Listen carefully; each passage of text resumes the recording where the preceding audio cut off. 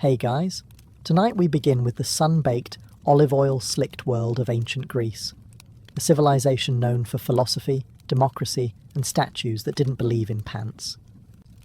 But beneath the legends of Plato, Sparta, and golden temples lies a much harder truth. Because while ancient Greece gave us the roots of Western civilization, it also gave its average citizen a daily struggle you'd barely survive today. So before you get comfortable, take a moment to like the video and subscribe, but only if you genuinely enjoy what I do here.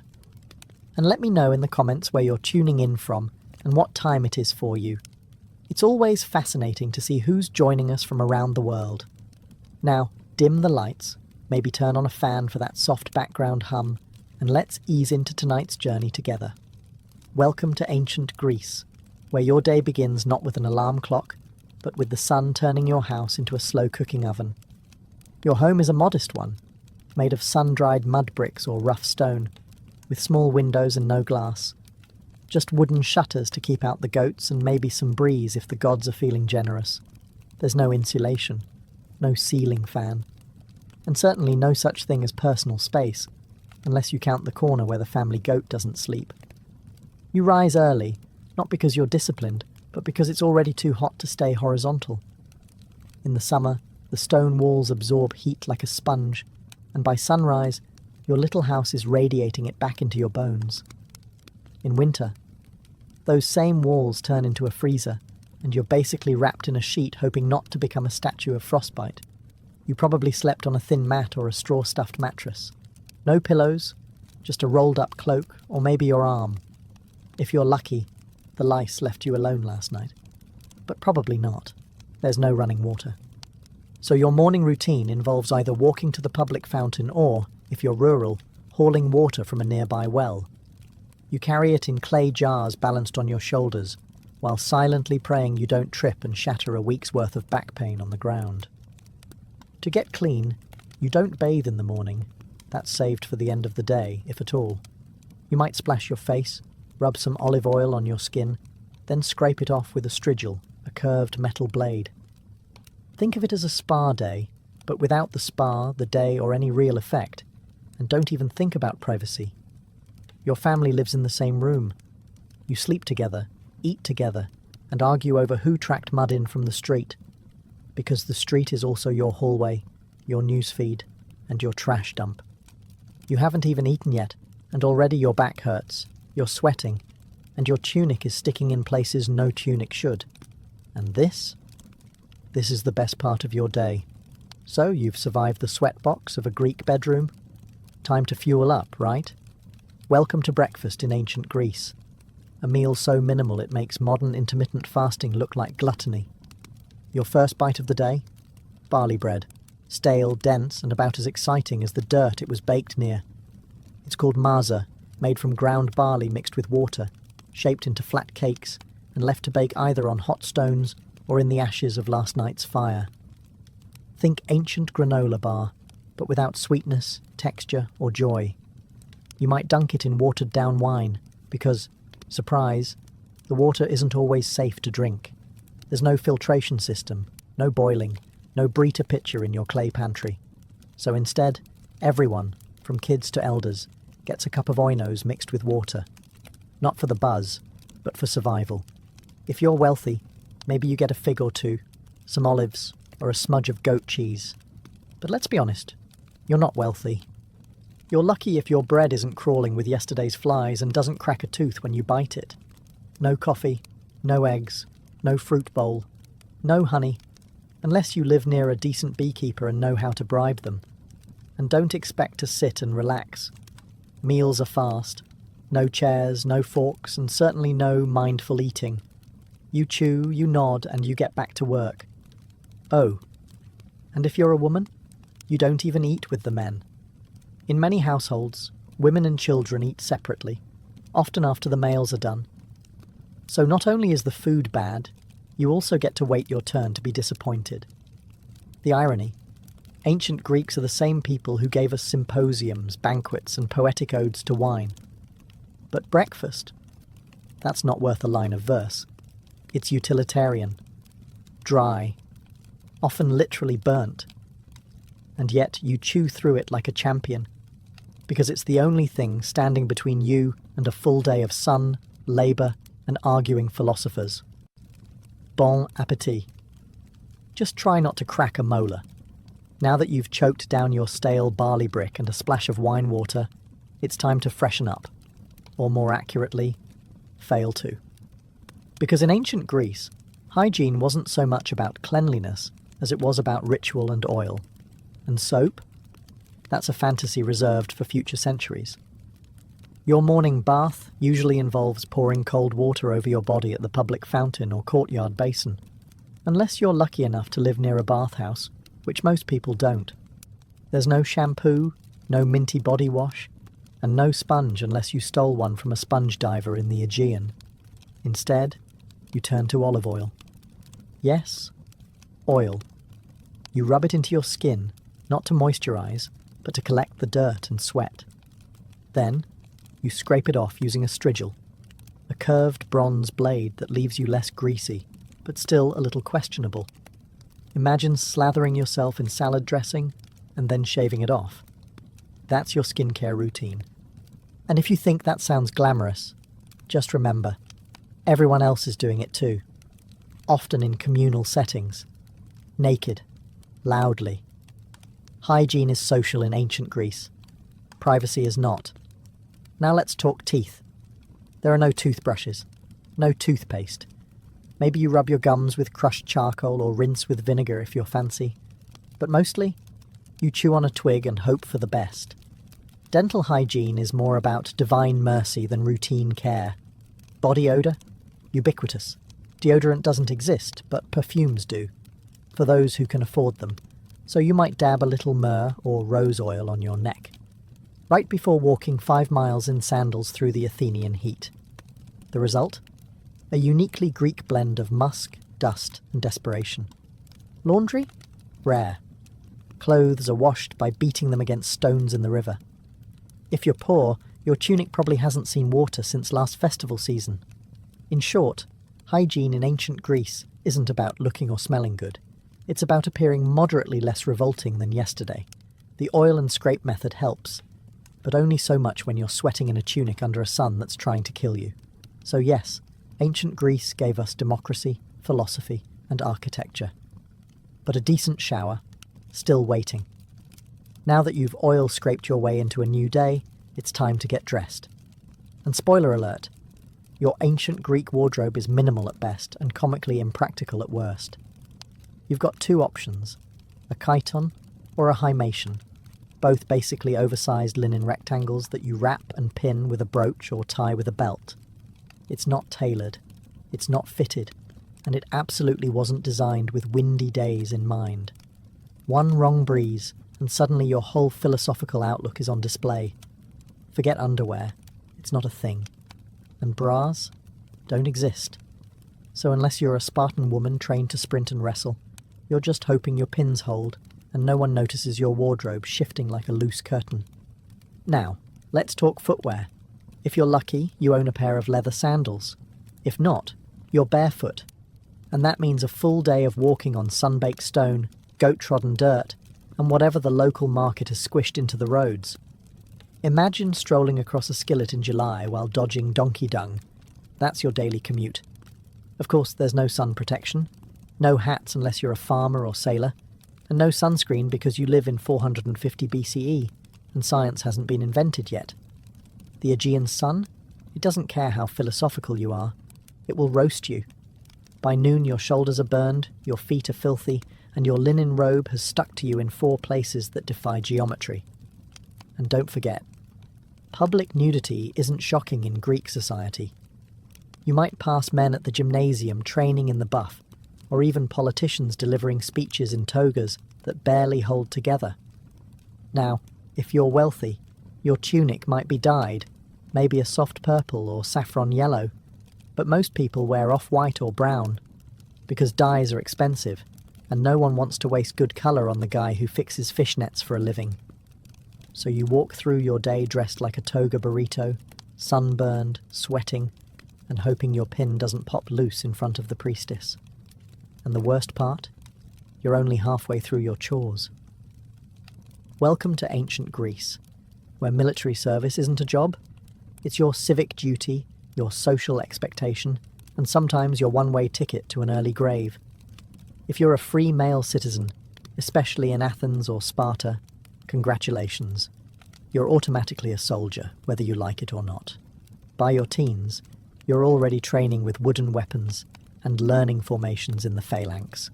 That famous Greek battle strategy that involves standing shoulder to shoulder behind large shields and hoping the guy next to you doesn't trip. In Sparta, boys start military training at age 7 in the brutal Agog system, a program that turns children into warriors by, essentially, starving, whipping, and isolating them until only the toughest remain. In Athens, things are gentler, but still mandatory. 2 years of training in your late teens, followed by decades of being on call. You don't get to say, I'm more of a thinker. Even philosophers like Socrates fought in wars, and not with witty comebacks, with actual weapons. And there's always a war. Whether it's Sparta versus Athens, Athens versus Persia, Sparta versus literally everyone, or just a neighbouring polis getting sassy about trade routes. Conflict is a way of life. Peace is just the pause between 2 invasions. Armour? If you can afford it, you get a bronze helmet, breastplate, greaves, a round Hopland shield and a spear. If you can't, well, try not to be in the front row. Leather and cloth don't stop arrows. The worst part? You supply your own gear. That's right, being a soldier is a BYOB situation. Bring your own bronze. Poorer citizens either beg, borrow, or fight lightly armed, which is Greek for more likely to die first. And when you're not fighting, you're preparing, training, cleaning weapons, arguing in the assembly about strategy, or rowing warships for hours as part of the navy. Because yes, those triremes don't paddle themselves. There's no veterans' healthcare, no pensions, no therapy, just scars, limps, and the occasional poorly carved gravestone praising your virtue and courage. If you think life as a man in ancient Greece sounds rough, just wait until you hear about being a woman. In most Greek city-states, especially Athens, women had fewer rights than a pile of decorative urns. You couldn't vote, couldn't hold office, couldn't own land outright, and rarely appeared in public without a male escort. In fact, if people saw you out too often, they might start whispering that you were a courtesan or worse, a Spartan. Let's start with your daily routine. You wake up before sunrise to start the chores. You spin wool, weave cloth, grind grain, fetch water, bake bread, manage the slaves, if your household has any, and raise the children. You're the household CEO, but one without pay, respect, or days off. Your social life? Limited. You don't attend plays. You don't join the philosophical debates. You're not at the gymnasium. That's for naked men only. You're confined mostly to the gynoeceum, the women's quarters, and your contact with the outside world consists of glimpses through latticework windows. Education? If you're lucky, you might learn to read a bit, but mostly you're trained in domestic duties. Philosophy? Rhetoric? Geometry? That's for the boys. Your job is to marry well, have sons and stay invisible while doing it. Marriage happens young, often in your early teens, to a man twice your age, arranged by your father, who treats you more like a trade agreement than a person. Love is optional. Dowries are mandatory, and when you do have children, your primary value becomes your womb. Now, Sparta was the exception. Spartan women were famously more liberated. They were educated, exercised in public, and could own property. But before you envy them too much, remember, their freedom came from a state-sponsored obsession with warfare and eugenics. Your main job as a Spartan woman? Give birth to strong warriors or face disgrace. And if your husband dies? You can't inherit much. You can't remarry without permission, and your options shrink faster than your social circle. You're stuck, legally, socially, and often physically. So yes, the Greeks worshipped powerful goddesses, Athena, Artemis, Hera, but real women. They were expected to stay quiet, stay home, and stay out of sight. Ancient Athens is hailed as the birthplace of democracy, and yes, technically that's true. But before you get too excited, let's be clear. You probably wouldn't qualify to participate. In fact, the majority of people living in Athens were completely excluded from the democratic process. To vote in the Athenian ecclesia, assembly, you had to be male born to Athenian parents, a citizen, over 18. That means women, foreigners, called metics, slaves and children, who made up nearly 90% of the population, had no political voice whatsoever. That's not democracy for the people. That's democracy for a very specific club of sunburned men in sandals. If you met the criteria, though, you didn't just vote. You were expected to participate constantly. Laws were proposed, debated, and passed in huge assemblies of thousands of citizens. There were no career politicians. Every eligible man was part legislator, part jury member, and part overconfident amateur. You could even be randomly chosen to serve in powerful positions, like running the treasury or serving on a jury, through a lottery system. Which sounds thrilling until you remember there were no qualifications. Your fishmonger might oversee military logistics one day. Your uncle, who still believes in sea monsters, might judge a murder trial tomorrow. And if someone got too powerful, too popular, or just annoyed people the wrong way, ostracism. Once a year, citizens could write a name on a broken piece of pottery, an ostracon, and vote to exile that person for 10 years. No trial, no defence. Just go away, you're getting too famous.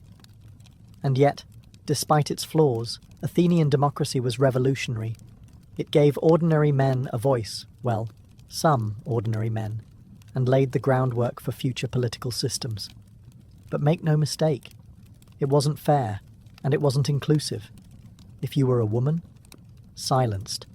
A foreign-born resident who paid taxes, silenced. A slave building the Parthenon, definitely silenced. A philosopher who asked too many questions, possibly executed. Democracy was born in ancient Greece. But if you'd shown up expecting equal rights and inclusive politics, you'd have been escorted out of the assembly and told to bring your own ostracon. In ancient Greece, slavery wasn't just accepted, it was expected. Even modest households had at least one slave. Not because the family was wealthy, but because slavery was so deeply woven into society that it felt as normal as sandals and sunburn. The idea that someone might not own another human being, practically unthinkable. Slaves weren't a specific race or ethnicity. They came from conquered lands, Thracians, Scythians, Syrians, and even fellow Greeks from the wrong city-state at the wrong time. Some were born into slavery, others were prisoners of war. A few were kidnapped and sold.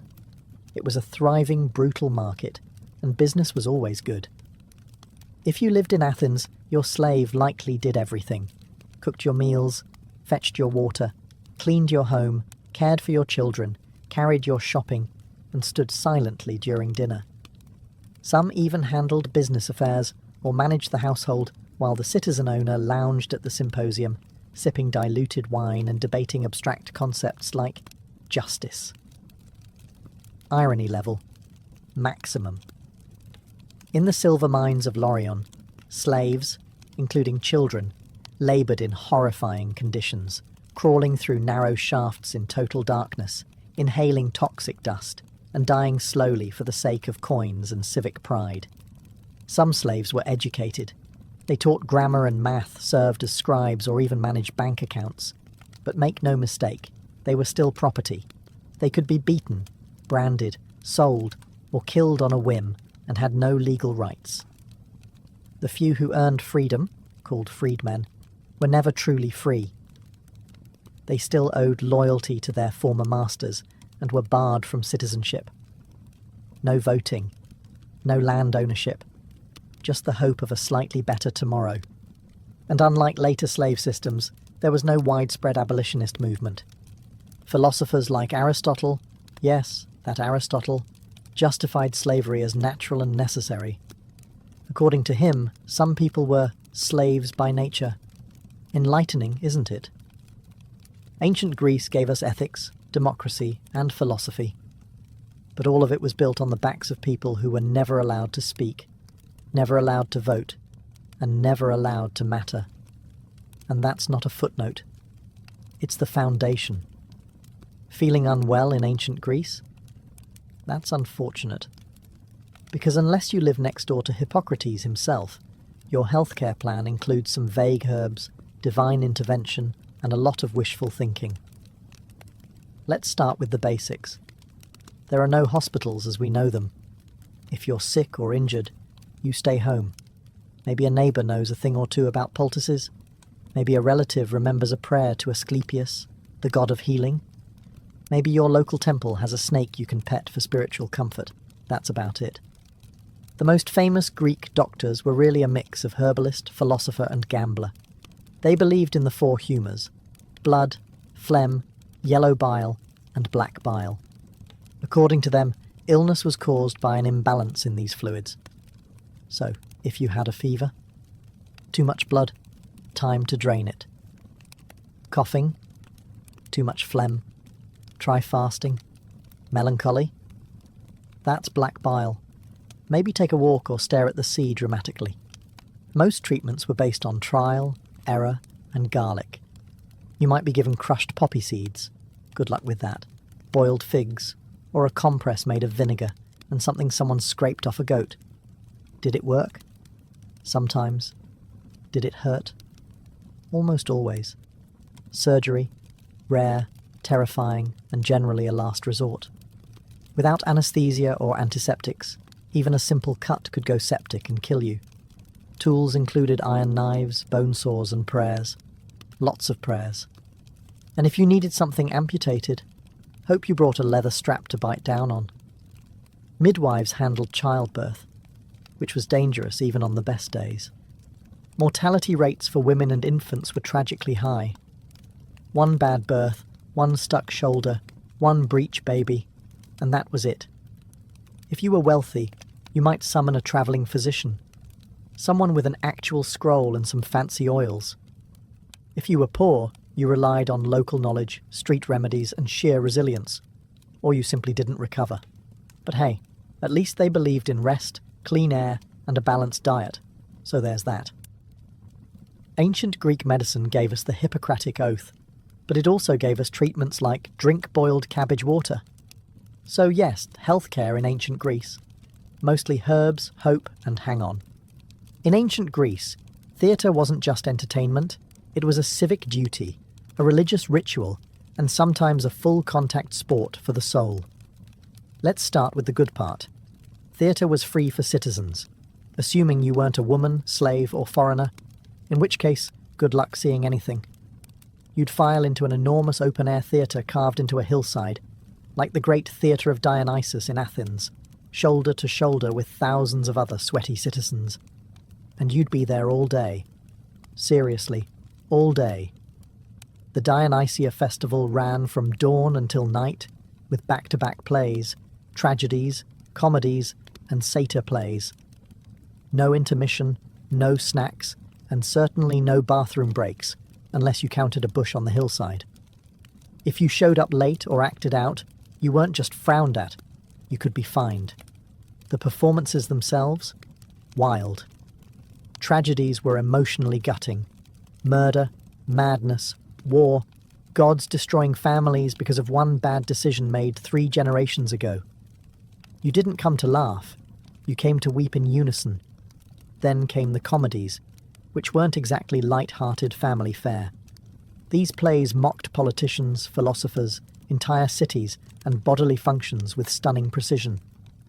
Imagine if Saturday Night Live and a college debate had a baby, then dressed it in a giant phallic costume and sent it on stage. Actors wore towering masks, platform shoes, and exaggerated costumes. All male, of course, even for women's roles. The chorus sang, danced, and shouted commentary, like an ancient Greek version of Twitter, only louder and wearing tunics. And this wasn't passive viewing. The audience was loud. They booed, hissed, threw things, and argued mid-performance. Theatre was democracy with stage lights. If the play offended you, you let them know.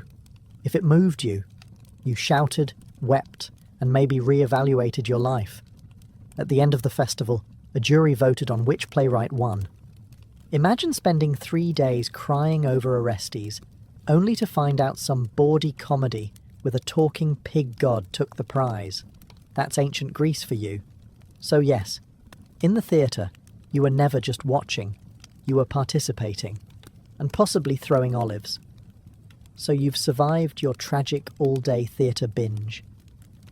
Now you wander into the agora, the bustling heart of the city, and stumble right into a man wearing a cloak, holding no shoes, and asking strangers, "What is justice?" Welcome to philosophy. It's everywhere, and it's not optional.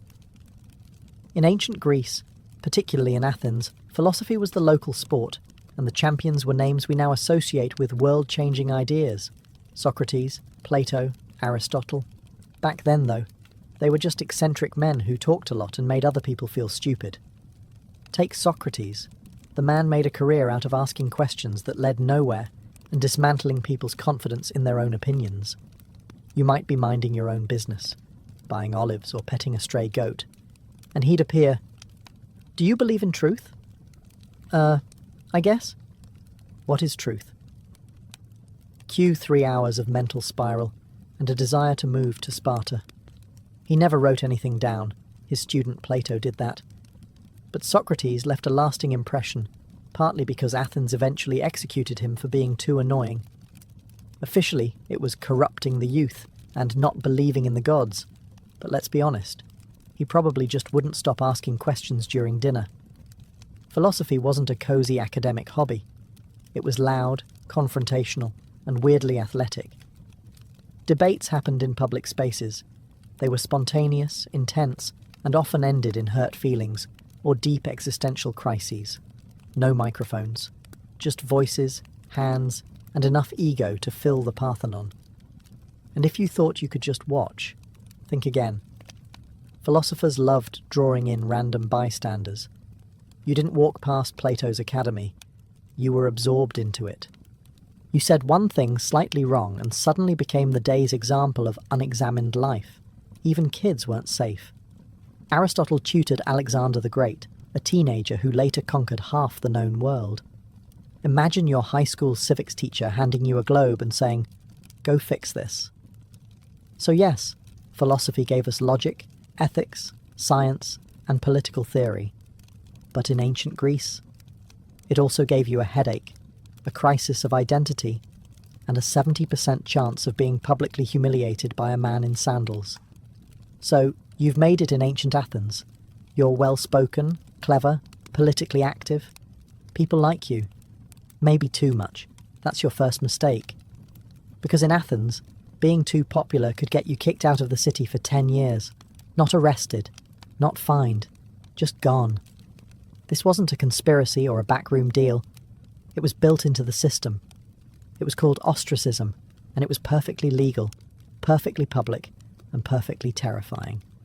Once a year, the citizens of Athens would gather to decide whether to hold an ostracism vote.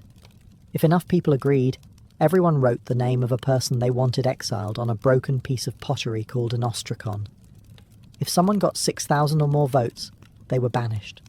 No trial. No explanation. Just pack your sandals and leave. You didn't have to be a criminal. In fact, most ostracized people had done nothing wrong, except get too influential. Maybe you were a war hero, a persuasive speaker, or just had great hair. Whatever it was, your fellow citizens decided you were becoming a threat to democracy. And democracy voted to yeet you into temporary oblivion. And here's the twist. It wasn't permanent. Ostracism lasted 10 years, after which you could come back like nothing happened. Your property was untouched, your citizenship remained. No grudges. Just a decade-long vacation you didn't ask for. Some famous Athenians were ostracized. Aristides the Just was so well liked that someone allegedly voted against him just because they were sick of hearing how virtuous he was. Brutal. Even Themistocles, the military genius who saved Athens at the Battle of Salamis, got the boot once he got too cocky. Turns out, gratitude has an expiration date. Ostracism was meant to protect Athens from tyrants, but it often punished success. So if you were ambitious, you had to walk a fine line. Be respected, but not too respected. Popular, but not charismatic enough to worry people. Think of it like a reality show where the prize for winning too many fans is being exiled to the countryside with your dignity and olive oil stash. Athens gave birth to democracy, but it also invented cancel culture 2,500 years ahead of schedule. In ancient Greece, you didn't ask if you were going to die young. You just wondered how soon and how painfully. Life expectancy hovered around 30 to 35 years, and that was if you made it past infancy, which was no small feat. Roughly 1 in 3 children didn't survive childhood, thanks to disease, poor nutrition, and the fact that hygiene was, as we've discussed, more theoretical than actual. You could die from anything: a scratch that turned septic, a fever no one could explain, childbirth, a leading cause of death for women, or something as simple as drinking the wrong cup of water. Medicine was limited, and divine intervention wasn't known for consistency. If you lived in a city, disease spread fast. Cramped quarters, open-air sewers, and communal fountains made epidemics a regular part of life. The infamous plague of Athens during the Peloponnesian War wiped out 1/3 of the city. Thucydides wrote about it. Then he got it. Then, somehow, survived. Most weren't so lucky. War? Constant. If you were a man, odds were you'd die holding a spear or rowing a trireme. Even if you weren't killed in battle, injuries often turned fatal days later. No antibiotics. No stitches. Just hope and garlic compresses. And there was always the possibility of death by divine tantrum.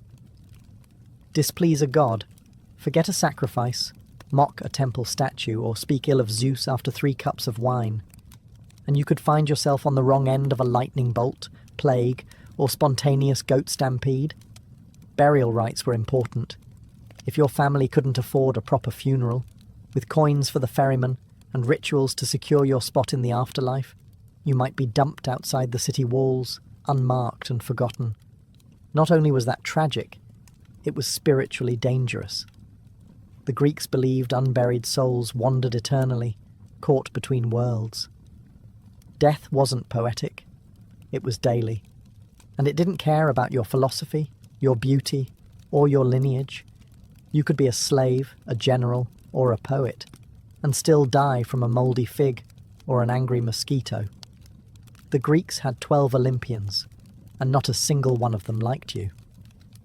In theory, ancient Greek religion was all about harmony with the divine, worshipping Zeus, Hera, Athena, Apollo, Artemis, Poseidon, and the rest of the Golden Crew up on Mount Olympus. In practice, it was constant spiritual damage control. These gods weren't peaceful, all-loving deities. They were divine drama queens with superpowers. Forget a sacrifice, they'd ruin your crops. Say the wrong prayer, your ship sinks. Step into the wrong grove, snakebite, plague, famine, take your pick.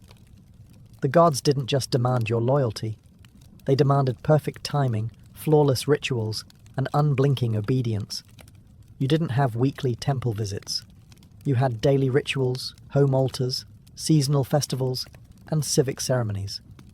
Before planting crops, pray to Demeter, going to war, offer to Ares, travelling by sea.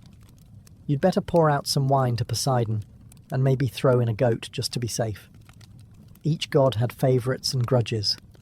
Apollo might protect your city, unless your grandfather offended him once, in which case you're cursed until further notice. Hera was the goddess of marriage, but she also specialised in making mortal women's lives miserable if Zeus so much as looked at them. Athena rewarded wisdom, and also turned people into spiders. Casual. And if the Olympians weren't enough to keep you nervous, there were nymphs, satyrs, spirits, river gods, and monsters lurking around every corner. Step on the wrong patch of sacred land, and suddenly your left leg belongs to a vengeful woodland sprite. But worst of all, you never knew why something bad happened. Was it the wrong offering? The wrong timing? Did you insult a god in a dream? Maybe it was your cousin. Maybe it was something your great-grandfather did. Doesn't matter. The gods work in mysterious and deeply personal ways. And yet, For all the terror, Greek religion was woven into every part of life, from politics to childbirth to the Olympic Games. You feared the gods, yes, but you also depended on them. Their temples were city landmarks, their festivals were national holidays, and their myths explained everything from lightning to love. You didn't believe in gods out of faith. You believed out of survival instinct. So, after everything, the sun-baked homes, the barley-bread breakfasts, the sandal-blistered treks, the wars, plagues, gods, and goat-related traumas. Let's ask the question plainly. Would you last a single day in ancient Greece? Honestly? No. You'd fold before lunch. The heat, the diet, the constant threat of war or divine punishment would wipe that Instagrammable toga fantasy right off your face.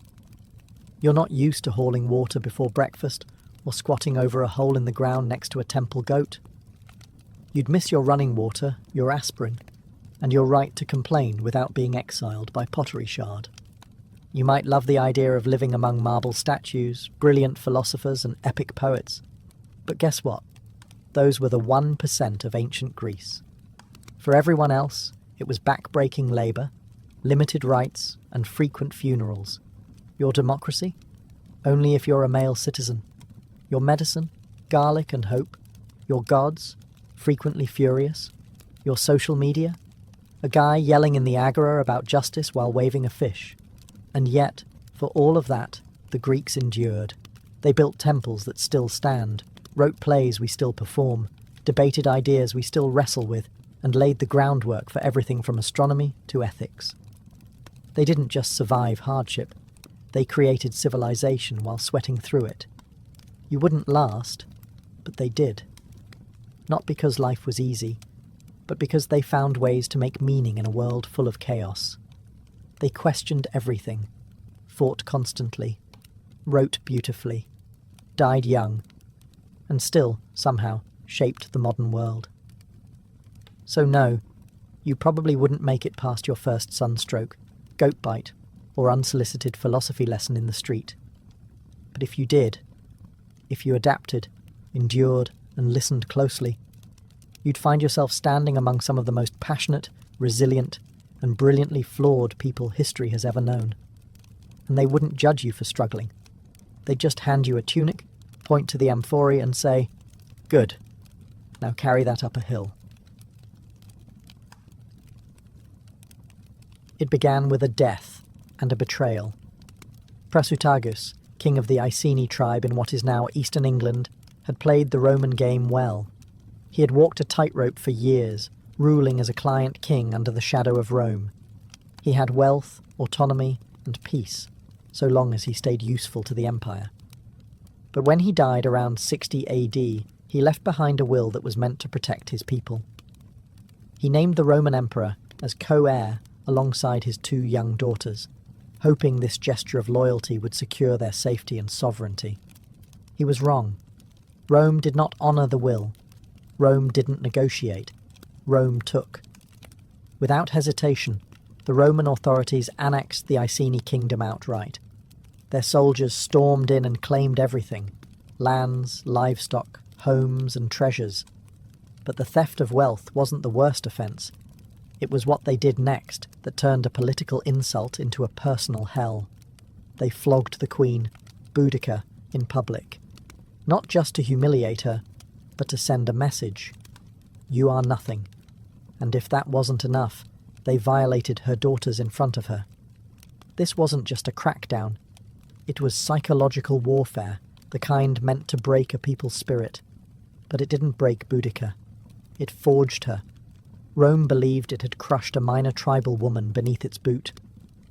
What it had done was awaken a lioness, a queen who would take her pain and reshape it into vengeance, a mother whose rage would soon set cities ablaze, a woman who would remind Rome that even empires bleed. Word of the atrocity spread quickly through Britannia. Other tribes listened. They remembered their own humiliations, their own land losses, their own sons killed in Roman campaigns. Rome thought the tribes divided, scattered. But in that moment, they had one thing in common. Boudicca's fury. What began with Rome violating one queen would soon end with the empire reeling in fear. They had broken a treaty, broken a family, and in doing so, broken the illusion of Roman invincibility in Britannia. This wasn't just a mistake. It was the spark that would ignite one of the most ferocious revolts Rome ever faced. If Rome expected Boudicca to fade into silence, they misunderstood everything about her. Boudicca wasn't born to obey. She was born to lead. Described by Roman historians, who rarely complimented their enemies, as tall, fierce, with flaming red hair cascading down to her waist, and a voice that sliced through crowds like a war horn. She wasn't just a queen by blood. She was a symbol. And now, she was a threat. But before she became that threat, she became something deeper. A mother, with nothing left to lose. Roman brutality had tried to erase her dignity, her children's future, and her people's pride. But Boudicca refused to be a victim. She understood what Rome feared most wasn't an army. It was unity. And so she began to forge it, one tribe at a time. First, the Trinovantes. They had once been powerful before Rome crushed them under taxes, land seizures, and slave labour. When Boudicca spoke, she didn't speak like a diplomat. She spoke like a warrior mother, scarred but unbroken. She reminded them of their ancestors, of their gods, and of the earth they no longer owned. Her pain was their pain, her rage theirs too. Then the other tribes began to listen, the Corieltauvi, the Cornovi, even some of the Brigantes. Her cause was no longer about vengeance. It became a holy mission, to cleanse Britannia of Roman arrogance. She didn't promise safety, she promised glory, and death with honour, if it came to that, and they followed her. Because she did not stand behind her warriors, she rode among them, spear in hand, hair loose to the wind, eyes locked on the future. She called out the names of the raped, the enslaved, the executed. She summoned gods like Andraste, the Celtic war goddess, as her witness. And her warriors believed her when she said the gods would fight with them. She had no formal military training, no Roman strategy scrolls, but she had something deadlier. Righteous fury, sharpened by betrayal, guided by purpose. And the land itself seemed to shift under her command. This wasn't rebellion, it was resurrection. The Queen Rome thought it had broken was now the spearhead of a movement that would soon make the empire tremble. And she was just getting started. The Roman eagle had long soared over Britannia, but now the winds beneath its wings were changing. Boudicca's fury wasn't a wildfire, it was a storm building with terrifying purpose. And storms need fuel. That fuel came from the thousands of Britons who had waited years, generations even, for someone to defy the empire. Someone to speak not in Latin, but in blood and iron. She gave them that voice. It started with war councils held under sacred groves and moonlit hills. Boudicca didn't sit on a throne. She stood in the dirt with her people. She listened to the anger of tribal elders, to the sorrow of mothers, and to the chants of druids who saw omens in the sky. They all spoke of one truth. Rome had pushed too far. Now it was time to push back. Warriors from the Trinovantes brought spears, slings, and ancient battle chants. The Iceni added cavalry, swift riders with wild hair and war paint, fierce and fearless. Other tribes joined with axes, blades, and torches. Even women took up arms, inspired by their queen. This wasn't just an army forming, it was a resurrection of Celtic identity. But Rome had trained legions, professional soldiers, armoured, disciplined, and lethal. Boudicca had to make up for that with numbers, knowledge of the land, and something Rome could never teach: hatred forged in humiliation. Soon, Boudicca's army swelled to tens of thousands. Farmers became warriors, hunters became assassins. Former Roman slaves and mistreated tribal allies switched sides. These weren't soldiers who fought for pay. They fought for memory, revenge, and the right to raise children without chains. She gave a speech, her first of many, Roman historians would later record her words, albeit with their bias. But what echoes through time is clear. She vowed to win or die. There would be no surrender, no submission, no turning back. Then came the first target, Camulodunum, once a British stronghold, now a Roman colony littered with temples, statues, and villas. The temple of Claudius stood as an insult, a shrine to the emperor who had conquered them. To Boudica and her warriors, it was not sacred. It was a provocation. And it would be the first to fall. The tribes were no longer whispering rebellion. They were marching toward it, armed with fury, and led by a queen who refused to kneel. Camulodunum never stood a chance. The once proud Roman colony had become a symbol of everything Boudica's people despised. Its streets echoed not with tribal chants, but with Latin commands. Its buildings rose atop sacred ground, and towering over it all was the Temple of Claudius, a marble mockery built with forced labour, praising the emperor who had subjugated the Britons. To Rome, it was a monument. To Boudica, it was a target. She gave the order. What followed wasn't a siege, it was an execution. Her army descended like a tidal wave. Roman settlers, many of them veterans who had bullied and taxed the local tribes, were caught off guard. The city had no proper walls. The few Roman soldiers stationed there were poorly prepared, expecting peace, not war. They tried to hold the temple, barricading themselves inside, believing it could endure a siege. It didn't. Within 2 days, Boudica's forces breached it. The streets ran red. They spared no one. Men, women, and children were slaughtered. Boudica's war wasn't just military, it was personal.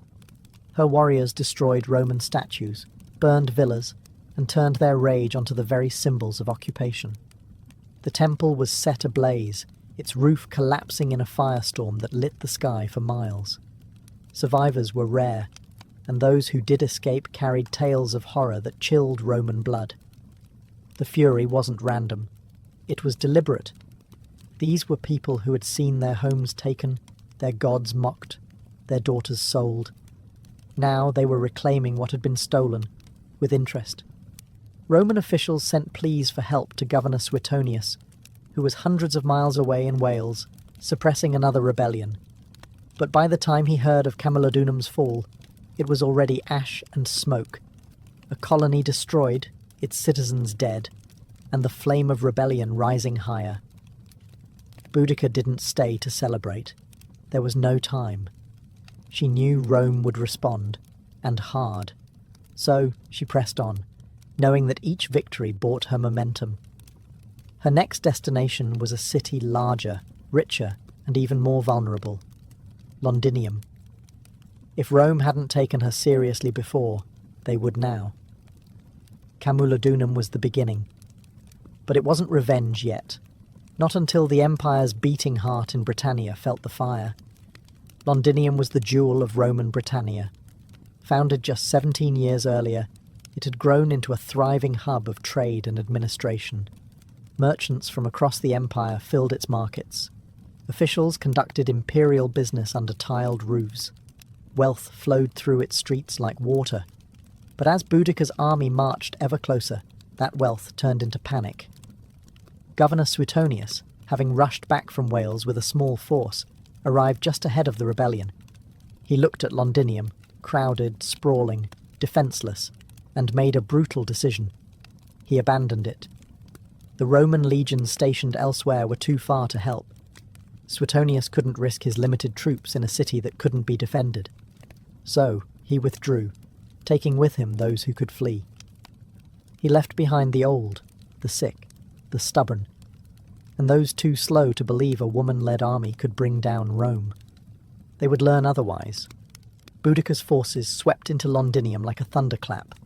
There were no walls to scale, no gates to breach. The city was open and she made it bleed. Her warriors tore through streets with the rage of generations. They didn't loot, they didn't occupy, they eradicated. The killing was systematic. Roman citizens were dragged from their homes. Entire families were butchered. Some were impaled, others burned alive in temples. No quarter was given, and no Roman symbol was spared. Villas were torched. Warehouses exploded into flame.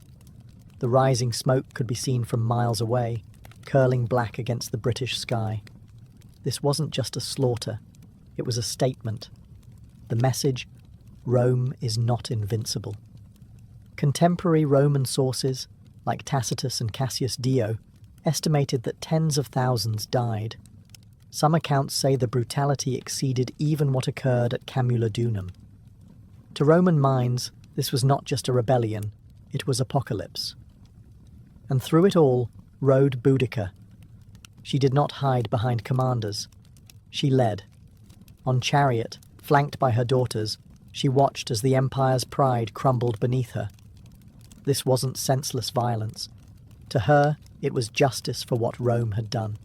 To her family, her people, her land. And she wasn't finished. Because ahead of her stood another Roman centre, Verulamium. And beyond that, Rome's full retaliation. Rome had faced rebellions before. It had fought wars across continents. But never had it seen anything quite like Boudica. She wasn't a general trained in tactics. She didn't speak Latin. She didn't wear polished armour. Yet she had burned 2 Roman cities to the ground and butchered thousands, citizens and soldiers alike.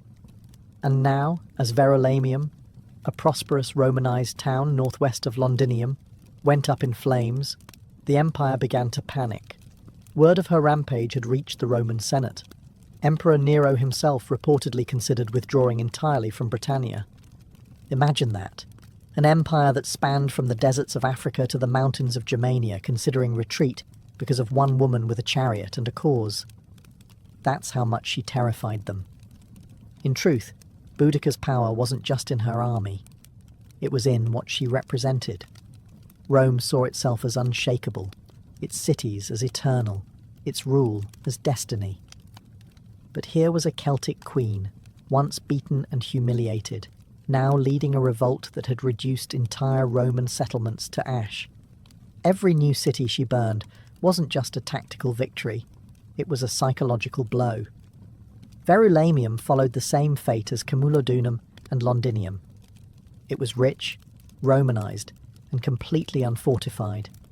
Boudica's warriors slaughtered the inhabitants, destroyed temples and levelled Roman infrastructure. Archaeological evidence today still shows a thick layer of ash beneath the modern town, a fire that raged with such intensity it left a scar in the earth. But here was the paradox. With each victory, Boudica's war machine grew heavier. Her army swelled, but supply lines thinned. Organisation faltered. Drunk with success, some tribes grew careless. And Rome, known for its resilience, was regrouping. Governor Suetonius wasn't idle. He had retreated, yes, but not surrendered. He began gathering reinforcements, pulling battle-hardened legions from across the province. He sought the high ground, studied the terrain, and prepared for one decisive battle. Still, even with Roman strength rebuilding, there was one lingering fear in every soldier's heart. Could they stop her? Because Boudica wasn't just waging war, she was rewriting the story of conquest. And she was proving, city after burning city, that Rome could bleed and queens could strike back. The final confrontation was coming, and the empire held its breath. The fire had spread as far as it could. Now, the storm had to face steel. Governor Gaius Suetonius Paulinus had chosen his battlefield carefully. He wasn't just any Roman officer. He was a survivor. While Boudica's warriors celebrated their victories, Suetonius was calculating. He selected a narrow defile, a tight space bordered by forest and hills, where Boudica's numerical advantage would count for little. His army was small, maybe 10,000 strong, but every man was a trained killer, forged in the discipline of the legions. Boudica's force, on the other hand, was immense. Some sources claim up to 200,000 warriors marched under her banner. But they weren't soldiers. They were farmers, blacksmiths, tribal chiefs, and freedom seekers, inspired but undisciplined. armed with fury, but not formation. They believed numbers would crush Rome like a tide. They were wrong. As Boudicca's army approached, she gave one last speech, standing atop her war chariot, flanked by her daughters. She reminded them of their suffering, of the floggings, the rapes, the stolen lands, the burnt homes. She called upon the goddess Andraste, invoked the ancestors, and vowed either victory or death. Her warriors roared in response. They believed the gods would carry them. Then the battle began. The Britons charged. They filled the field with a primal fury, but Suetonius held firm. He let them come close, packed tight in the narrow terrain. Then, with perfect timing, he unleashed the Roman counterstrike. Spears flew in tight formation, shields locked. Gladi, short Roman swords, cut deep into the confused mass. Wave after wave of Britons crashed into an iron wall, and each time they broke. Then the Romans advanced, step by step, disciplined, precise, merciless. Behind the Britons, wagons and families had followed the army, expecting to witness Roman defeat. Instead, they became a fatal obstacle. The warriors couldn't retreat. Panic set in. The narrow battlefield turned into a slaughter. When the dust settled, it was over. Tens of thousands of Britons lay dead. The rebellion was shattered. The empire had bent, but not broken. Boudicca had thrown everything at Rome, and though she lost the battle, the memory of her stand would echo louder than the clash of swords. Her final fate would remain a mystery, but her legend was already immortal. The battlefield was silent, the roar of war replaced by the moans of the dying. Boudicca had lost, not just a battle, but a war she had set ablaze with her own hands. The ground was soaked with the blood of her people, and the ashes of their dreams drifted into the cold Britannic air. And Boudicca, she was nowhere to be found. There are no eyewitness accounts of her final breath, no clear details of her death. Roman historians offer conflicting stories.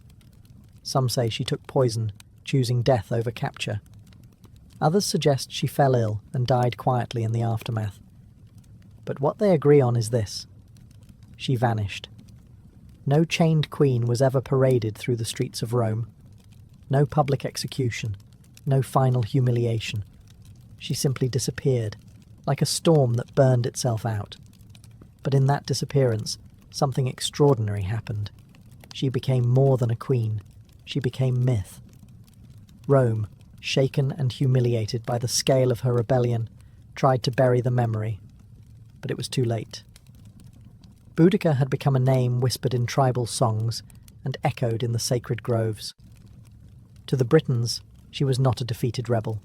She was a martyr, a goddess of war and vengeance, a mother who had stood against the world's most powerful empire and made it bleed.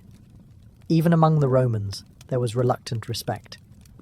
Tacitus, though Roman to the bone, painted her not as a barbarian, but as a formidable leader wronged by the arrogance of empire. Cassius Dio wrote of her commanding presence and terrifying speeches. They feared her, yes, but they also admired her resolve. And across the centuries, Boudicca refused to die. She would rise again in Victorian statues, in poems by Tennyson, in history books, in school lessons. She became a symbol of defiance, especially to women who saw in her story a fire that couldn't be extinguished. Her chariot, spiked wheels tearing across time, became a vehicle of resistance. And so, though her body may be lost to history, her voice never left. It rides with the wind. It screams in the fire. It echoes through every soul that has ever stood against oppression and whispered, "I will not kneel." Centuries have passed since Boudicca vanished into the mists of history, but her shadow still lingers across the British Isles. You can see her name carved into monuments, hear her invoked in political speeches, and feel her presence in the stubborn spirit of a land that never truly forgot her. In London, near Westminster Bridge, a bronze statue shows her standing tall on a war chariot, flanked by her daughters. Eyes set on the horizon, wheels raised in defiance. Below her, traffic hums and tourists wander, unaware that they walk in the echoes of her rebellion. But her legacy isn't just about statues, it's about what she represents. Boudica became more than the sum of her battles. She became an eternal question asked of every empire, every oppressor, every ruler who forgets the power of the people. What happens when the silenced rise? She was not perfect. Her revolt was marked by bloodshed and massacres. Tens of thousands died at the hands of her warriors. But history isn't written by saints. It's carved by those who dare to resist. And resistance, by its nature, is rarely clean. Still, what makes Boudica endure is not just her war against Rome. It's the fire she lit in the human imagination. A woman who lost everything and still stood tall. A queen who refused to be defined by the empire that tried to break her. A mother who turned her grief into a sword. Modern historians continue to debate her exact role, her decisions, her motives. But ask any Briton who Boudica was, and they won't recite footnotes. They'll tell you she was the queen who made Rome bleed. The woman who united tribes that had once warred with each other. The warrior who taught the world that dignity can rise even from devastation. And in that, she becomes more than historical figure. She becomes symbol. Of rebellion, of courage, of the unbreakable will to be free. Because even when Rome rebuilt its cities and redrew its maps, it could not erase her. Her flame still burns, in every fight against tyranny, in every voice that dares to say no, and in every soul that would rather die on their feet than live on their knees. Boudica is gone, but her legend rides forever. To the ancients, illness was never random. It wasn't just about bacteria, viruses, or rogue cells. Those explanations would come thousands of years later. In the ancient world, sickness was a symptom, not of physical failure alone, but of a deeper disturbance. A disruption in balance, a fracture in the harmony between body, mind, soul, and nature. In Mesopotamia, disease was often seen as divine punishment. If someone fell ill, it was believed they had offended a god, broken a taboo, or attracted a curse. Diagnosis began not with symptoms, but with questions. What have you done? Who have you angered? Priests and healers worked together, interpreting omens, casting spells, and prescribing rituals alongside herbal treatments. In ancient China, balance took on a more systematic meaning, through yin and yang and the 5 elements. Health was the state of equilibrium between opposing forces. Too much heat or cold, dryness or moisture would throw the body off. Practitioners of traditional Chinese medicine didn't just treat a cough. They asked when it started, what time of day it worsened, what emotions accompanied it. Healing was holistic. Herbs, acupuncture, and dietary changes were all tools to rebalance the inner cosmos. In Greece, the physician Hippocrates rejected the idea of gods punishing people with disease, yet he too saw health as harmony. His theory of the 4 humours, blood, phlegm, yellow bile, and black bile, dominated Western medicine for centuries. Each humour was linked to a temperament and an element. An excess or deficiency of one would cause both physical symptoms and personality shifts. A melancholic person, for instance, was said to have too much black bile. Across cultures, one thread remained the same. Health meant wholeness. Not just the absence of pain, but the presence of balance. Whether it was the Ayurvedic concept of doshas in India, or the belief in spiritual possession in African healing traditions, ancient people understood that the human being was not isolated. We were part of nature, and nature, when disturbed, pushed back. So, when ancient healers laid hands on the sick, they weren't just looking for physical signs, they were listening for imbalance. And they believed that to heal someone, you had to treat the invisible forces just as carefully as the visible wounds. In the land of pyramids and pharaohs, medicine was both science and sorcery. Ancient Egyptian healers, called SWNW, were not merely physicians. They were sacred intermediaries between the body and the divine. Their medical practices were surprisingly advanced and yet deeply entwined with ritual and magic. To the Egyptians, the body could bleed, bruise, and break, but its ailments were never purely physical. The spirit, the gods, and even the afterlife played a role in every sickness. Much of what we know comes from medical texts like the Ebers Papyrus, dated around 1550 BCE. This ancient scroll contains hundreds of remedies for everything from toothaches to tumours.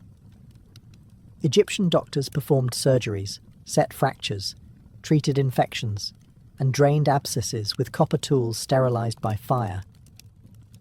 They knew how to check pulses, how to observe urine and faeces for diagnosis, and how to use a wide variety of herbs, many still in use today. But no treatment began without the blessing of the gods. Thoth, the god of wisdom, was believed to have gifted humanity the secrets of healing. Sekhmet, the lion-headed goddess of war and plague, was both feared and prayed to. She could unleash epidemics or grant recovery. Spells were often recited over a patient as herbs were applied. Words held power. Incantations weren't empty phrases. They were medicine in sound form. One of their greatest tools was honey. It was used as an antiseptic long before bacteria were understood. Wounds were bandaged with it, sometimes combined with resin or lint. Garlic and onions were prescribed for heart health. Castor oil served as a laxative. Even mouldy bread was pressed into infected wounds, a primitive antibiotic, centuries ahead of its time. Egyptian doctors treated not only commoners, but also royalty. Their skills were respected across borders. Neighbouring civilizations would seek out Egyptian physicians for difficult cases. They were, in a way, early specialists. Some focused on the stomach, others on the eyes, or even on spiritual afflictions. But in all their knowledge, there was no separation between the physical and the sacred. A fever might come from the Nile's mosquitoes, or from an angry ghost. Healing the body meant pleasing the gods, purifying the soul, and restoring divine balance. To the ancient Egyptian, a healer's true role wasn't just to cure the illness. It was to restore cosmic order. Long before modern medicine emerged, India was already writing its own story of healing, one that viewed the human body not as a machine, but as a reflection of the cosmos. This ancient system is known as Ayurveda, a Sanskrit word meaning the science of life. Rooted in the Vedic tradition, Ayurveda is more than just a medical practice. It's a philosophy, a way of living in harmony with nature, seasons, and spirit. Central to Ayurveda is the concept of three doshas, Vata, Pitta, and Kapha. Each represents a unique combination of the five elements: earth, water, fire, air, and ether. Vata governs movement, Pitta controls transformation, like digestion, and Kapha manages structure and stability. Everyone is born with a unique balance of these doshas. Illness, according to Ayurveda, arises when this balance is disturbed, by poor diet, stress, environment, or lifestyle. Ayurvedic texts like the Karaka Samhita and Sushruta Samhita date back over 2,000 years. These detailed manuals offer not just herbal remedies, but guidance on surgery, obstetrics, psychology, and even ethics for physicians. Charaka focused on internal medicine, promoting prevention as the first line of defense. Sushruta, meanwhile, is remembered as a pioneer of surgery, describing over 300 surgical procedures and more than 120 surgical instruments, many carved from wood or metal. One of his most astonishing techniques was rhinoplasty, reconstructing a nose using a flap of skin from the patient's cheek or forehead. This wasn't cosmetic. It was often used to restore faces mutilated as punishment. Thousands of years before Western medicine caught up, Sushruta had already set the stage. But Ayurveda's strength lies in its holistic approach. Healing the body is inseparable from healing the mind and soul. Treatments include herbal medicine, yoga, breathing exercises, pranayama, oil massages, abhyanga, and meditative fasting. Plants like turmeric, ashwagandha, neem, and tulsi weren't just food. They were medicine, purifiers, and protectors of life force. An Ayurvedic healer might treat a fever not just with herbs, but by adjusting your sleep schedule, examining your emotional health, and cleansing your digestive fire, or Agni. Ayurveda teaches that you are not separate from nature. You are nature. And when you fall ill, it is nature's call to return to balance. In ancient China, health was never just about flesh and bone. It was about energy. The invisible, vital force called qi, pronounced chi, flowed through every living being, and the key to wellness was ensuring that qi moved freely, without blockage or excess. This foundational idea would shape one of the oldest continuous medical systems in the world, traditional Chinese medicine, or TCM. To understand illness, ancient Chinese physicians first had to understand nature itself. They observed the rhythms of the seasons, the phases of the moon, the behavior of animals, and the turning of the cosmos. From these patterns emerged two core principles: yin and yang, and the 5 elements: wood, fire, earth, metal, and water. Yin and yang represented balance in all things. Yin was cool, dark, passive, internal. Yang was hot, bright, active, external. Every organ, emotion, and function of the body was classified under these opposing but complementary forces. Health, then, was a dynamic balance between them. A fever wasn't just a rise in temperature, it was an excess of yang. Fatigue might signal a depletion of yin. Diagnosis was an art. Physicians didn't rely on tools, they relied on the senses. They examined the tongue, felt the pulse at multiple positions, listened to the tone of the voice, and asked questions about dreams, emotions, and bowel movements. Every detail offered insight into the balance, or imbalance, of qi. To restore health, they turned to a vast toolkit. Acupuncture, the insertion of fine needles into precise points along the body's meridians, was used to unblock qi and restore flow. Moxibustion, the burning of the mugwort herb near these points, was used to warm and stimulate circulation. Cupping, herbal formulas, qigong exercises, and strict dietary adjustments all played vital roles. The ancient text Huangdi Neijing, or the Yellow Emperor's Inner Canon, compiled around 2,000 years ago, remains the foundation of TCM today. It didn't just list diseases, it explored causes, prevention, and lifestyle.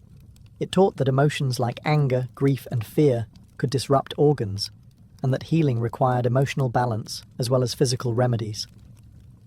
Chinese medicine never separated the person from the world around them. To treat the body, one must treat the climate, the soul, and the unseen energy within. In every heartbeat, the ancients believed, qi was speaking, and the healer's task was to listen. In the temples of ancient Greece and the forums of Rome, medicine began to step away from the divine and into the realm of reason. But even here, the body was still seen as a delicate ecosystem, ruled by balance and temperament. And at the centre of this worldview stood a theory that would shape Western medicine for over 1,000 years: the 4 humours. Developed by the Greek physician Hippocrates, and later expanded by Roman doctors like Galen, the theory proposed that the human body was governed by 4 fluids: blood, phlegm, yellow bile, and black bile. Each humour corresponded to an element: air, water, fire, and earth, and to a specific temperament. A healthy person had these fluids in balance. Illness? It was simply the result of too much or too little of one. If someone was feverish and aggressive, they might have excess yellow bile, a choleric imbalance. A sluggish, pale patient could be suffering from an overload of phlegm, linked to cold and moisture. Treatment, therefore, focused on restoring equilibrium through bloodletting, purging, special diets, and baths. But the Greeks didn't stop at fluids. They also believed in the healing power of observation and environment. The Hippocratic Oath, still echoed in modern medicine, urged physicians to do no harm, to observe their patients carefully, and to treat the whole person, not just the disease. Hippocrates advised his students to consider the seasons, winds, water quality, and even the patient's mood. Healing sanctuaries known as Asclepiae, named after the god Asclepius, dotted the Greek landscape. These were more than hospitals. They were spiritual retreats. Patients slept in sacred dormitories hoping to receive healing dreams. Ritual purification, exercise, diet, and prayer were all part of the cure. It was a space where reason and religion walked hand in hand. In Rome, medical practice evolved further with the rise of Galen, a Greek physician who served gladiators and emperors. He performed dissections on animals to understand anatomy, wrote hundreds of medical texts, and helped standardize humorism across the empire. Though some of his ideas were flawed, Galen's influence endured for centuries. Greco-Roman medicine, for all its mystical origins, began pushing toward a new idea: that the human body was a system. Complex, yes, but knowable. And if understood correctly, it could be brought back into harmony. Not through gods alone, but through reason, ritual, and the careful art of healing. Long before written texts and formal schools of medicine, indigenous peoples around the world were healing their communities using a deeper kind of knowledge, one passed down through stories, visions, and hands-on experience with the natural world. For these cultures, medicine wasn't a profession. It was a way of life, woven into daily rituals, seasonal rhythms, and sacred ceremonies. Among Native American tribes, healers were known as medicine men and women, but their role extended far beyond physical treatment. They were spiritual guides, storytellers, counselors, and keepers of ancestral knowledge. Illness was seen as a disruption in the person's relationship with nature, with the tribe, with the spirits, or with themselves. Healing required more than herbs. It required reconnection. Plants were central to this practice. From the Cherokee to the Lakota, each tribe held encyclopedic knowledge of the land: what root to chew for pain, what leaf to brew for fever, what bark to crush for wounds. Sage, cedar, sweetgrass, and tobacco were sacred, used in smudging rituals to cleanse body and spirit.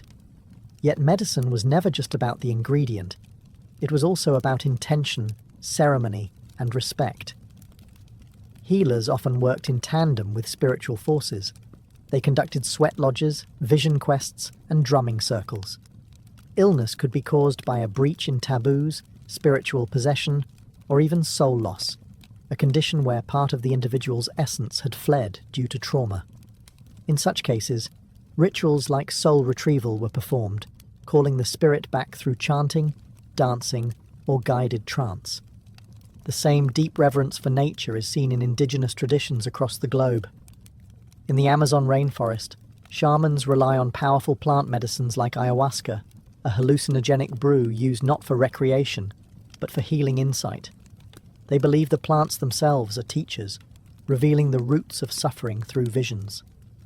In Aboriginal Australia, bush medicine includes herbs, clays, and rituals passed down through the dream time, the ancestral era that still guides Indigenous identity.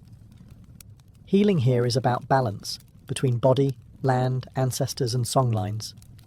These systems were never written in books. They lived in the songs, dances, and landscapes of the people.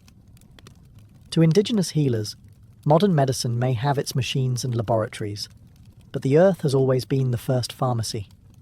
And healing is not about defeating disease, it's about remembering who we are.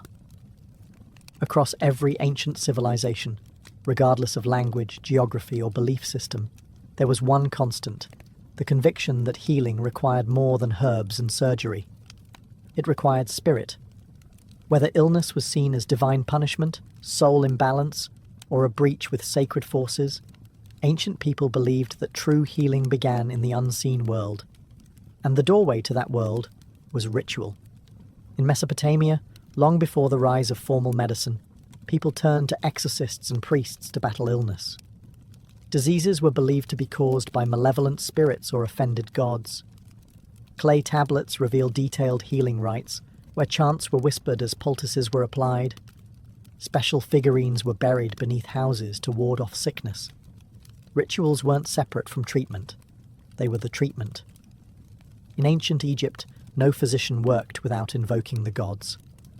Before applying honey to a wound or bandaging a limb, the healer often recited prayers to Thoth, god of wisdom, or Sekhmet, goddess of healing and wrath. Illness wasn't just a physical attack, it was a cosmic imbalance. Healing meant realigning the patient with Ma'at, the principle of truth, order, and harmony. In many African traditions, healers called Ngangas or Sangomas used drumming, dancing, and divination to diagnose and cure. They spoke with ancestors, summoned spirits, and often entered trance-like states to travel the spiritual realm on behalf of their patients. Herbs were important, but the unseen world was always consulted first.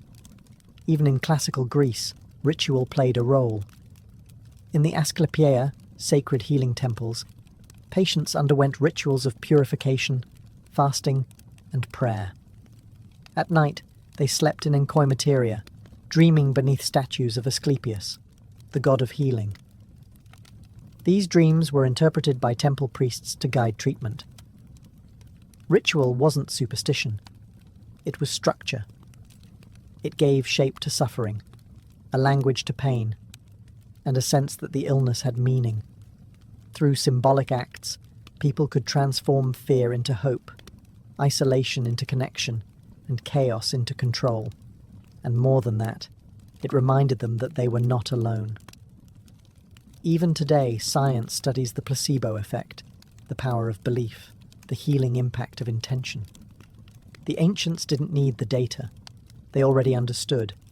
Sometimes, a word spoken in reverence can heal deeper than any blade, because not all wounds are visible, and not all medicine is made of matter. When we think of ancient surgery, we often imagine crude tools, trembling hands, and unbearable pain. But the truth is far more impressive and more human. Across the ancient world, surgery was practiced with surprising precision. These early healers didn't have anesthesia, X-rays, or antiseptics. But they had skill, courage, and a remarkable understanding of the body, earned through generations of observation, trial, and often brutal necessity. In India, the Sushruta Samhita, written over 2,000 years ago, detailed more than 300 surgical procedures. Its author, Sushruta, is considered the father of surgery. He described techniques for removing tumours, setting bones, repairing hernias, and even reconstructing noses, a form of plastic surgery. His tools were sharp, varied, and carefully categorized: forceps, scalpels, probes, and needles, many made of iron or stone.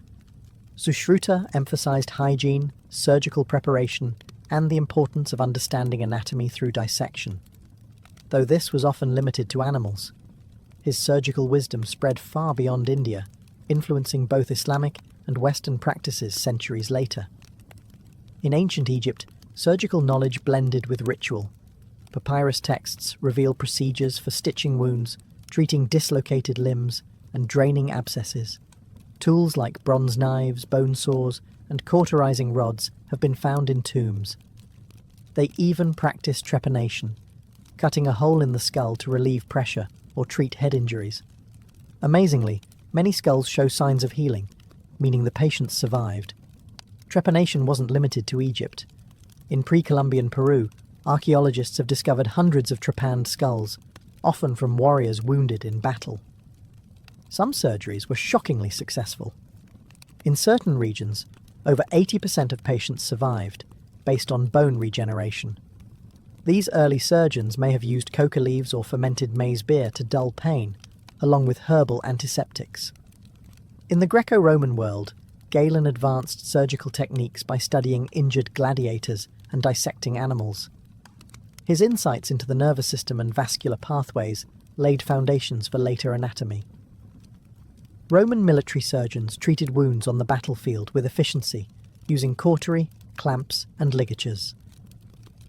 While surgery was always dangerous, it was also respected. It was the domain of those brave enough to cut into life itself, hoping to draw health from pain. These weren't butchers, they were artists of the blade.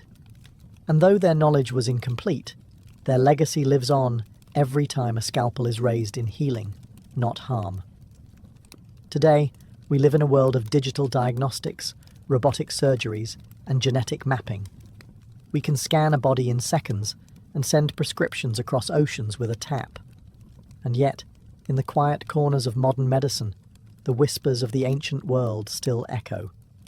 You can find Ayurveda in yoga studios, Chinese herbal formulas in pharmacy aisles, and indigenous smudging ceremonies held in hospitals to honour patients' traditions. Medical students still take a version of the Hippocratic Oath, pledging to do no harm, just as their Greco-Roman predecessors once did. In operating rooms, we use precision tools that trace their lineage back to Sushruta's iron instruments. Concepts like holistic care, preventative medicine, and mind-body connection, now cornerstones of integrative health, are rooted in the wisdom of ancient civilizations who saw healing not as a task, but as a relationship. Even modern science has come full circle. Research increasingly confirms what the ancients believed, that stress, isolation, and emotional trauma can weaken the immune system, disrupt sleep, and cause physical pain. Meditation, once a spiritual discipline, is now studied for its effects on brain health. Forest bathing, derived from Shinto and indigenous nature practices, is prescribed for anxiety. And the placebo effect, healing powered by belief, continues to puzzle researchers who once dismissed it. It's easy to see ancient medicine as outdated. Superstition, folklore, primitive guesswork. But when we look closer, we see something profound. A worldview that treated illness not just as a broken machine, but as a disruption in being, a signal that something, somewhere, was out of harmony.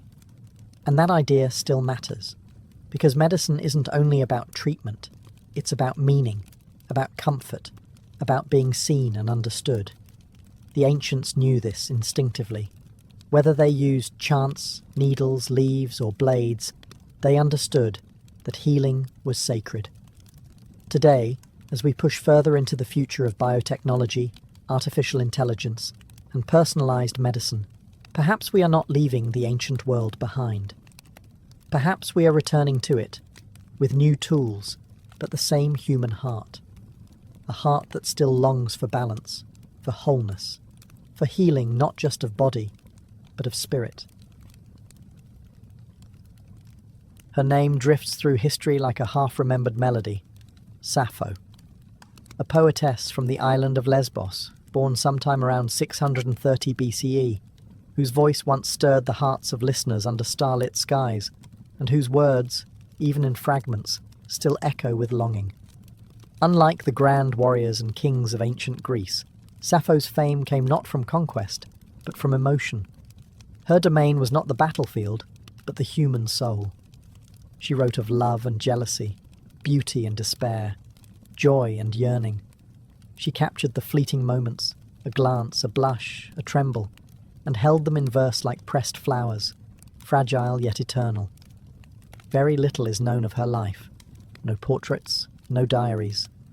What we have are traces, a few lines preserved by ancient scholars, quotes embedded in other works, and the ruins of papyrus scrolls lost to time. And yet these fragments shine. The Greek philosopher Plato called her the 10th muse. Centuries later, poets, translators, and dreamers would seek her, piecing her life together like an unfinished song. Sappho was likely born into a noble family on Lesbos, an island in the northeastern Aegean Sea. This was a place of music and learning, where poetry was woven into the fabric of social life. She may have had siblings, a daughter, and even political enemies, though the records are vague. She lived through exile and unrest, moments of silence and moments of song. Her world was one where most women's voices were confined to the home or stifled altogether. But Sappho defied silence. She stood apart, not with rebellion, but with beauty. She wrote in the Aeolic dialect, in short, vivid lyrics designed to be sung to the lyre. Her style was intimate, rich with imagery. Evening star, you bring back all that the shining day has scattered. Words like these outlived empires. And then, as quietly as she appeared in the records, she faded. Much of her work is lost, burned, buried, or dismissed. But what remains proves one thing. She didn't need monuments. Her poems were her monument. And today, when we speak of passion in verse, of love without shame, of longing that defies centuries, we are still whispering the name Sappho. To understand Sappho, you must first understand Lesbos, the island that cradled her voice. Lesbos was no backwater. In the ancient Greek world, it was a flourishing hub of art, music, and philosophy. With its fertile valleys, olive groves, and coastal winds scented with salt and flowers. Lesbos was both a physical paradise and a cultural gem. It wasn't Athens. It didn't need to be. It had its own rhythm, slower, more sensual, and steeped in lyric tradition. Here, music wasn't decoration, it was devotion. The lyre and aulos echoed through homes and temples. Poetry was sung, not read. And in this world of sound and nature, Sappho's voice was born. She lived in the city of Mytilene, the island's bustling heart. Politics thrived here, and so did art. The island boasted poets and philosophers, rival factions and shifting alliances. Sappho herself was once exiled, perhaps to Sicily, amid political unrest. But it was always Lesbos that drew her home. It was her muse. Lesbos was also a space of female community, rare in the ancient world. Aristocratic girls were educated in music, poetry, and ritual. Some scholars believe Sappho led a kind of theasos, a circle or school where young women learned the art of lyric poetry, dance, and devotion to the goddess Aphrodite. This was not formal education as we know it, but a sacred, creative sisterhood. Here, bonds formed that were emotional, intellectual, and possibly romantic. Sappho wrote directly to these women, not as abstract muses, but as real presences in her life. She addressed them by name, mourned their departures, celebrated their beauty, and confessed her love with searing honesty. In one fragment she writes, "I have not had one word from her. I beg you, bring her back to me." These lines don't come from myth or theatre. They come from a lived world, a circle of women singing by lamplight, weaving emotion into song. And though time would later distort her legacy, framing it with scandal or speculation, Lesbos was the soil from which her truth grew. Not just a location on a map, but a cultural cradle of passion, artistry, and female expression. Sappho didn't just live on Lesbos. She became Lesbos, its breath, its heart, its voice. In an age when the great epics of Homer praised gods and heroes, and men filled scrolls with battles and conquests, Sappho wrote about the heart. She didn't sing of war, she sang of a trembling hand, a shy glance, a voice that made her body shiver. She was one of the first poets in Western history to write in the first person, I, not just narrating events, but feeling them. And what she felt was love, longing, jealousy, tenderness, and desire. Most astonishing of all, she wrote as a woman, to women, about women. In ancient Greece, a woman's voice was often confined to the home, or silenced entirely. Public life, literature, politics, philosophy, these belonged to men. But Sappho stepped outside those walls, not with rebellion, but with rhythm. Her poetry did not demand space, it created its own. A private universe where emotion was not weakness, but power. And within that space, she did something radical. She named the women she loved. She didn't reduce them to symbols. She didn't speak in metaphor alone. She remembered their laughter, their perfume, the way they braided their hair. In one fragment, she describes the sensation of seeing a beloved. He is equal to the gods, that man who sits beside you, who listens to your sweet voice and watches your lovely laughter. Oh, it makes my heart beat fast. Here, Sappho is the onlooker, watching the woman she adores speak to another. Her jealousy is quiet, aching, deeply human. In just a few lines, she captures the full weight of unrequited love, something every listener, then or now, can understand. Her words carried the erotic, but never the vulgar. She wrote of sensuality with the care of a painter, the curve of a neck, the softness of sleep, the way moonlight touched skin. She didn't separate beauty from intimacy. They were one. Because of this, later centuries often misunderstood or censored her. Some tried to erase her queerness. Others mythologized her heartbreak into tragedy. But none of that diminishes the truth of her voice. A woman who wrote honestly, lyrically, and bravely about love. Not in theory, but as someone who had lived it, deeply, openly, and without apology. Sappho didn't just write poetry, she composed music for the soul. Her verses were never meant for silent reading. In ancient Greece, poetry was alive. It was sound, breath, vibration. Sappho's form was the lyric, short and intensely personal, meant to be performed with a lyre, a small stringed instrument cradled in the lap, plucked gently while the voice carried the words like a breeze over the sea. This was the heart of lyric poetry, and it's where the word lyrical comes from. The poetry wasn't epic. It didn't tell long tales of war and gods. It was intimate, emotional, and immediate. The lyric was a whisper, a confession, a love letter sung beneath fig trees or in candlelit rooms. And Sappho was its undisputed master. Her poems were crafted in Aeolic Greek, a regional dialect rich in softness and rhythm. Her preferred metre, now called the Sapphic stanza, flowed with a particular beat. 3 long lines followed by a shorter, punchy one, like a sigh at the end of a longing thought. It was subtle and musical, like the rising and falling of breath during a quiet moment between lovers. She would have performed these songs surrounded by women, students, companions, maybe even priestesses. These gatherings, possibly ritual or educational in nature, were also spaces of freedom, spaces where emotion, song, and body were not fragmented but whole. Through these performances, Sappho trained others in the art of composition, creating not just poems, but a culture. We can only imagine what it sounded like. The soft twang of strings, the clear rise of her voice, the stillness of listeners hanging on each syllable. Many of her poems open not with statements, but with questions or invocations, like the start of a conversation or a prayer. Come to me now, O golden-throned Aphrodite, and free me from hard care. These were poems that reached up, to gods, and inward, to desire. And yet, they feel surprisingly modern.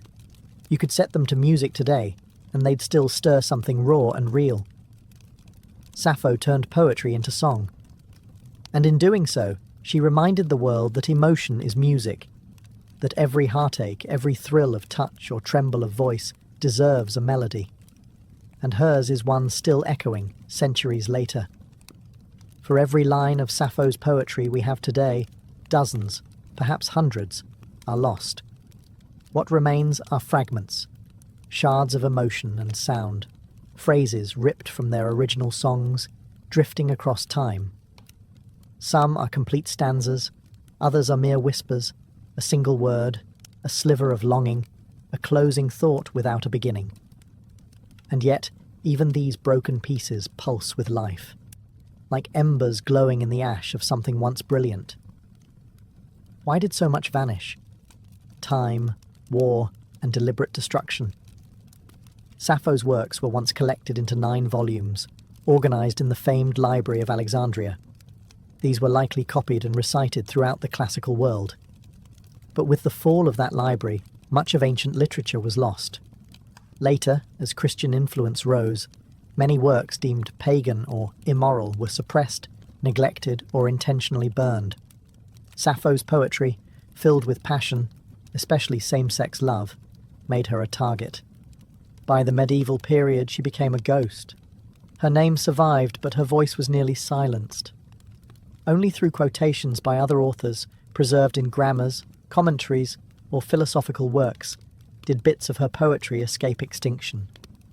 These fragments were often cited for their style or vocabulary, not for their emotional force, yet the feelings still bled through.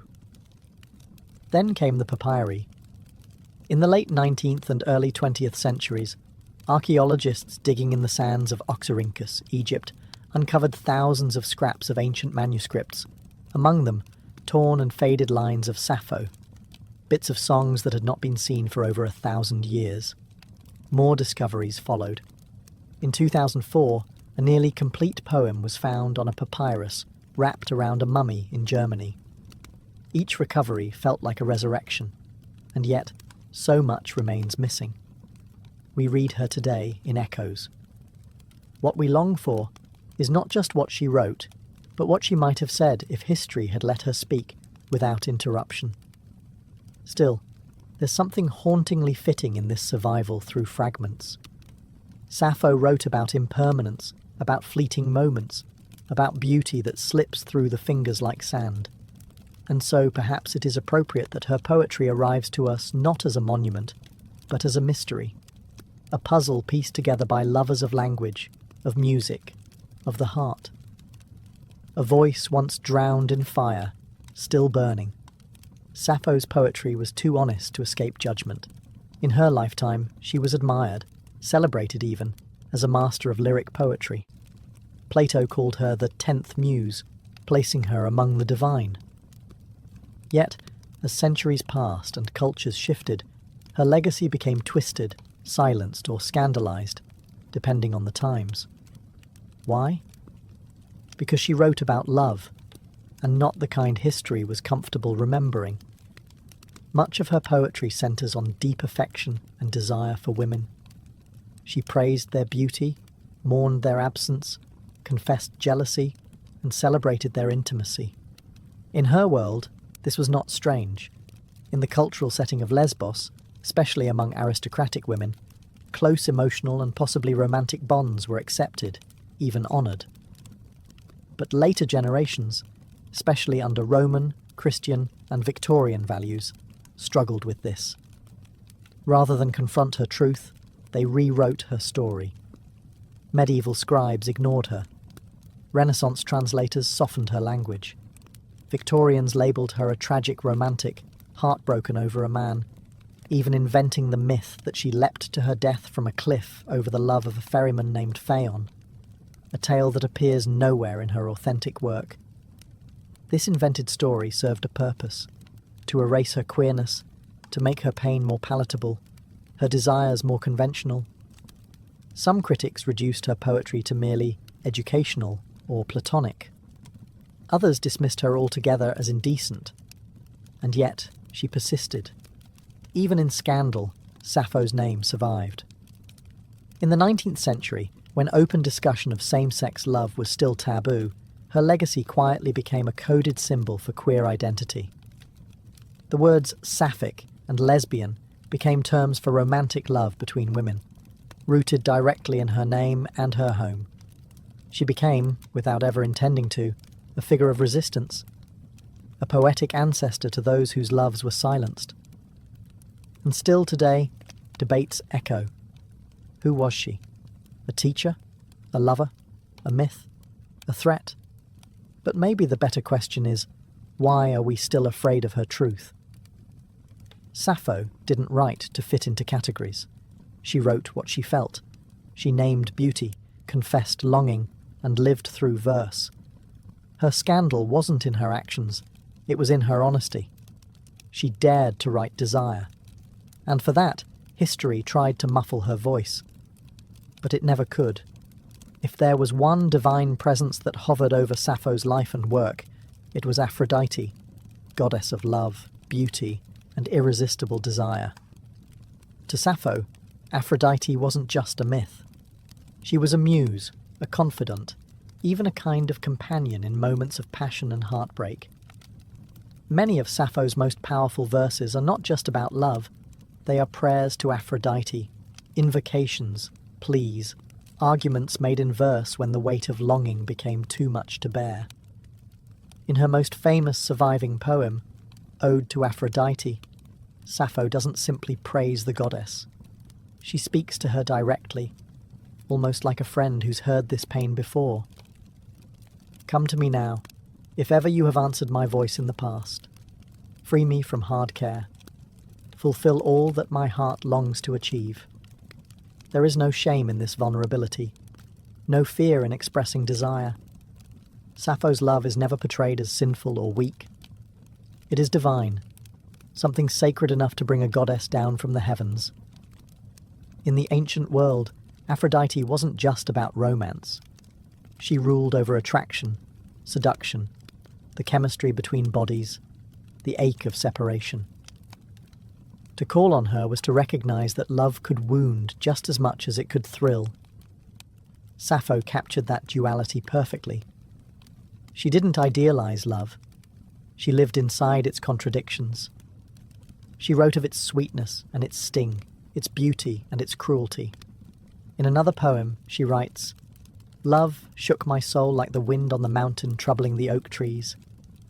Here, love isn't gentle, it's violent, elemental, something that tears through the self without asking permission. By placing Aphrodite at the centre of her emotional world, Sappho elevated longing into something mythic. Her poems blurred the line between the personal and the divine, between everyday emotion and cosmic force. And in doing so, she helped build a literary legacy where love wasn't just a theme, it was a form of worship. For Sappho, Aphrodite wasn't an abstract deity.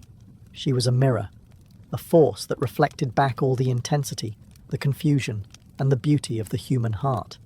And in every line of Sappho's verse, the goddess of love listens and replies.